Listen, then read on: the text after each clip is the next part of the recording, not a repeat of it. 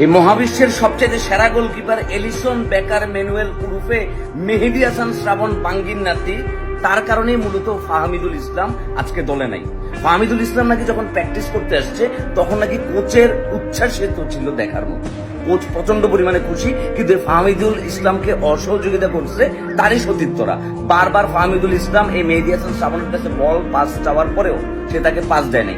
একবার, দুইবার, দুই তিনবার, বেশ কয়েকবার করছে, এবং এই ঘটনা কিন্তু ফাঁস করে দিয়েছে দৈনিক যুগান্তর। ধন্যবাদ দৈনিক যুগান্তর এই যে চাটাবাজ সিন্ডিকেটের নাতিদেরকে প্রকাশ্যে নিয়ে আসার জন্য। চিন্তা করে দেখেন, একটা এত ভালো মানের প্লেয়ার আসছে আমাদের দেশে খেলার জন্য, ইয়াং ব্লাড, যে কিনা বাংলাদেশের পতাকাকে ইন্টারন্যাশনালি রিপ্রেজেন্ট করতে পারতো, তাকে অসহযোগিতা করছে আমাদের জাতীয় দলের একজন গোলকিপার, যে কিনা আবার বসুন্ধরা কিংস ক্লাবে খেলে। তাহলে বুঝতেছেন যে সিন্ডিকেটের ঝামেলাটা কোথায়। কোনো কথা হবে না ভাই, এটা নিয়ে আওয়াজ তুলতে হবে, এটা নিয়ে কথাও তুলতে হবে। এবং এই কারণে ভবিষ্যতে হামজাদের মতো লোকদের কেরিয়ারও কিন্তু হুমকির মুখে, শুধুমাত্র বাটপারদের কারণে। ঠিক আছে, আমরা ভালো প্লেয়াররা ধরে রাখতে পারতেছি, মানুষ ভালো প্লেয়ার খুঁজে পায় না, আর প্লেয়াররা আমাদের কাছে আসলে আমরা তাদেরকে মর্যাদা দিতে পারতেছি না। এই সকল বাটপারের জন্য আজকে আমাদের টিমের এই অবস্থা।